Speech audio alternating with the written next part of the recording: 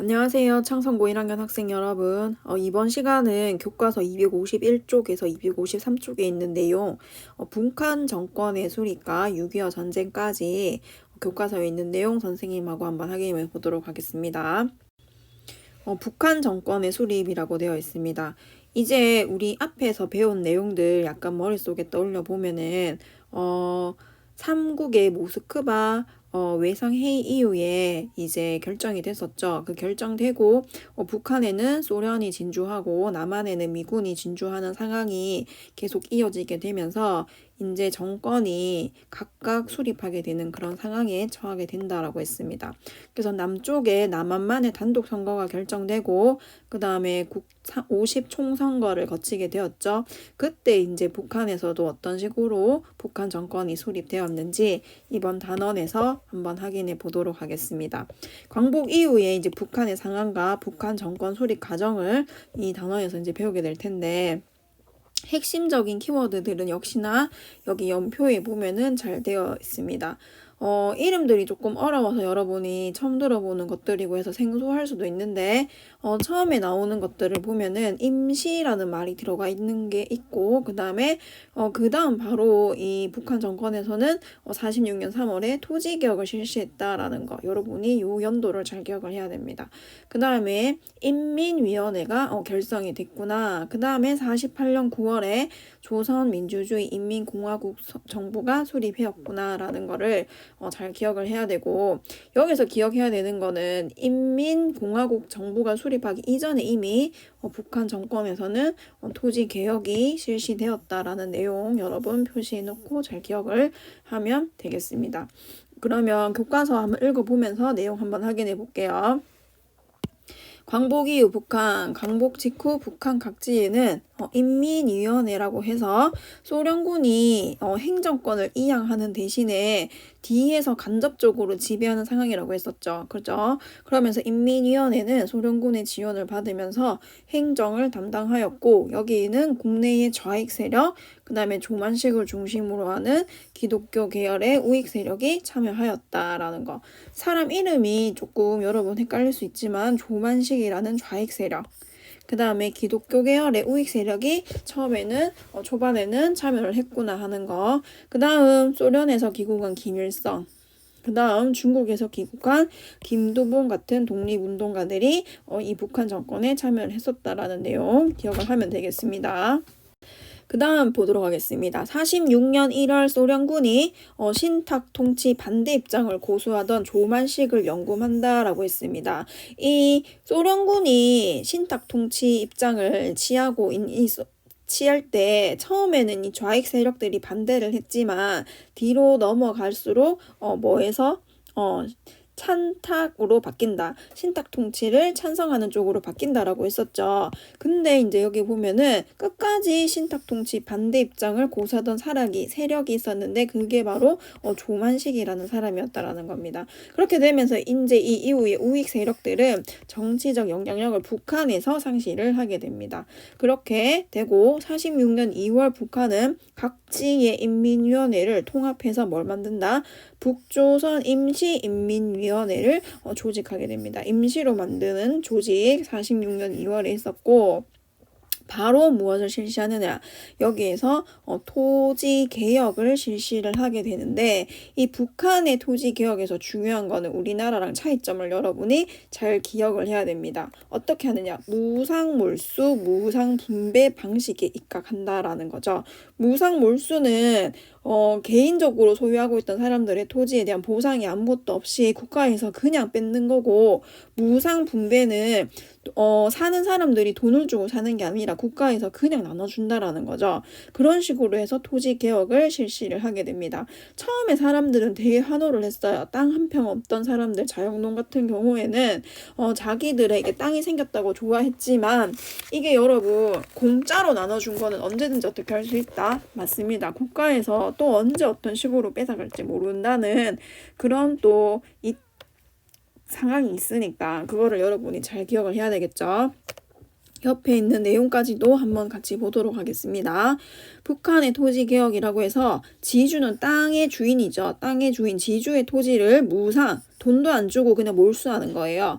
토지가 없거나 적은 농민에게 무상, 돈을 안 받고 나눠준다. 하지만 이 농민은 받은 토지에 대해서는 법적으로 모두 할 수 없다. 사고 파는 거 자기들끼리 할 수 없고 이 땅을 담보로 해서 뭘 돈을 빌린다든지 뭘 할 수도 없다라는 거죠. 그 땅에 대한 권리가 소유권이 거의 없다고 보면 되는 거죠. 그거 외에도 이 임시인민위원회에서 했던 일들이 여기 나와 있습니다. 8시간 노동제, 그 다음 남녀평등법, 주요 산업 국유화 같은 조치를 취하게 된다라는 내용이 나오네요. 그 다음 47년 2월 북한의 전역의 선거를 통해서 뭘 구성한다고 돼 있습니까? 북조선 인민위원회가 구성이 되고 그 다음 제2차 미소공동위원회가 결련된 직후 독자적인 정권 수립에 들어가게 됩니다.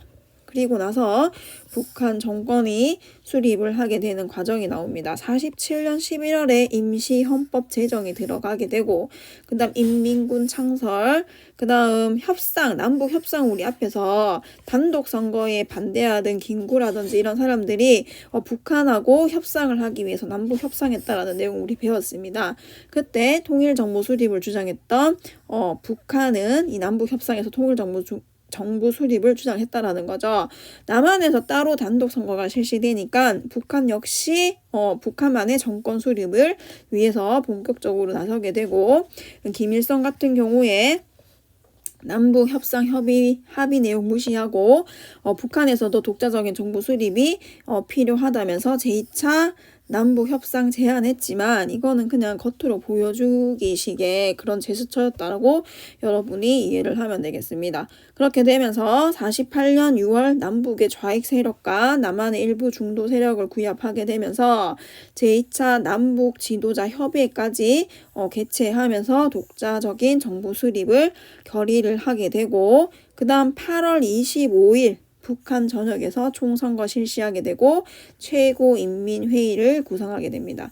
남한의 일종의 국회에 해당한다고 보면 되겠죠. 그리고 헌법 제정하고 김일성을 수상으로 선출하고 그 다음 9월 9일 조선민주주의인민공화국 정부 수립을 선포하게 된다. 우리가 북한의 내용까지 선생님 다 알아야 돼요. 근데 이 시대는 여러분이 조금 이해를 할 필요가 있습니다. 흐름으로도 이해를 해야 되고 여기 나오는 토지개혁 같은 부분들은 시험에 우리나라의 농지개혁과 비교를 해서 많이 나오는 부분이기 때문에 북한의 상황에 대해서도 여러분이 알아야 되겠죠. 남한의 뭐랑 비교된다? 농지개혁과 비교되는 부분이다. 그 다음에 남한에서 50 총선거, 남한만의 단독 선거를 실시할 때 북한에서는 어떤 식으로 정부가 구성이 되었느냐 정도의 흐름은 여러분이 기억을 해야 되겠습니다. 그 다음 발표해볼 내용이 6.25 전쟁과 관련된 내용이죠. 이제 각각 남한의 정권, 북한의 정권이 들어서게 되면서 이념으로도 너무 이제 대립이 극명하게 되고 이제 서로 이제 이념 대립이 극에 달하는 상황에 되게 된다라는 겁니다. 그러면 옆에 연표도 한번 확인해 보도록 하겠습니다. 이 6.25 전쟁과 관련된 과정이 연표로 제시가 되어 있는데 50년 6월 25일 전쟁이 발발하게 되고 9월에 인청 상륙작전, 그 다음 51년에 1.4 후퇴, 51년 7월에 정전협상이 개시가 되고 53년에 정전협정이 체결된다. 이 과정이 순서대로 나와 있으니까 이 흐름을 기억을 하면서 발발 배경, 전개 과정, 그 다음에 그 역량 보도록 하겠습니다. 6.25 전쟁 발발과 전개, 정부 수립 이후 이승만은 북진 통일을 외치며 반공 체제를 다졌다라고 되어 있는데 이 이승만이 주장한 북진 통일론은 뭐냐면 무력을 동원해서 그 다음에 북한을 공격해서라도 우리 남한과 북한의 통일을 이루어내야 된다라고 주장을 하는 그 통일론을 북진 통일론이라고 합니다. 그래서 이거는 여러분이 조금 기억을 해야 되겠죠. 북진 통일론, 이승만이 주장한 정부 수립 이후에 주장한 통일론이다라는 거. 그 다음에 반공, 공산주의에 반대하는 체제를 남한에 확고하게 다져나가게 됩니다. 그리고 김일성 역시도 평화 통일 공세를 벌이면서도 실제로는 뭐랬다? 전쟁 준비를 하게 되고 미소 양군이 철수를 완료한 49년부터 그해 겨울까지 38도선 일대 남북 사이에 무력 충돌이 빈발하였다. 그러니까는 본격적으로 전쟁이 시작되기 이전부터 이미 휴전이 아니라 38도선, 그러니까 남한과 북한에 미국과 소련이 주둔하는 그 선이 있었을 거 아니에요. 거기에서 이미 벌써 무력 충돌이 서로 일어나고 있었다라는 겁니다. 그 다음에 미군이 남한에서 철수한 후에 태평양 방어선라고 해서 이 태평양에 자기들이 어떤 식으로 방위를 할 것이냐를 결정을 하는 걸 발표를 하는데 그게 바로 에치슨 라인이라는 겁니다. 여기에서 누구를 제외하느냐? 한반도를 제외를 하게 되면서 한반도의 위기의식이 약간 고조가 됩니다. 남한 같은 경우에는 미국이 방어하는 선의 최고 라인이 한반도가 아닌 게 되다 보니까 어떤 상황이 이제 펼쳐지게 되면은 북한이 남한으로 진주를 하더라도 미국이 방어하지 않겠다라는 그런 의미가 된다라는 거죠. 그런 상황이 처하게 되니까 따로 뭘 맺게 되냐면은 한미상호 방위 원조 협정이라는 것을 맺게 됩니다. 한미상호 방위 원조 협정. 이것도 여러분이 이름을 잘 기억을 해야 되겠습니다. 에치슨 라인도 잘 기억을 해야 되고 그러면서 누구를 지원하게 된다. 남한을 지원하게 된다. 그러니까 에치슨 라인에서는 한반도 남한의 방어선에서 자기들이 보호하는 방어선에서는 제외를 하는 그런 것을 취하다가 다시 뭘 맺으면서 우리나라랑 상호 방위 원조 협정을 맺으면서 남한을 지원하는 제스처를 취했다라는 거죠. 그 다음에 소련 역시 북한의 무기를 지원하고 북한의 남침 계획을 승인하였다. 이 공산주의는 선생님이 일제시대부터 계속 이제 사회주의를 얘기하면서 그 러시아의 지령, 명령 같은 것들을 무시할 수 없게끔 움직인다라고 했잖아요. 그러면서 이런 모든 것들을 소련의 승인을 받아야지만 움직일 수 있다라는 거죠. 그 와중에 중국도 미국이 전쟁에 개입할 경우 북한을 도와서 참전할 것을 약속을 하는 등의 모습을 보이게 됩니다. 나오면서 50년 6월 25일 북한이 38도선을 넘어서 전면적 남침을 감행하게 되고 3일 만에 서울을 점령하게 됩니다. 그 다음에 7월 말에는 낙동강까지 우리나라가 이제 밀리게 된다라는 거죠.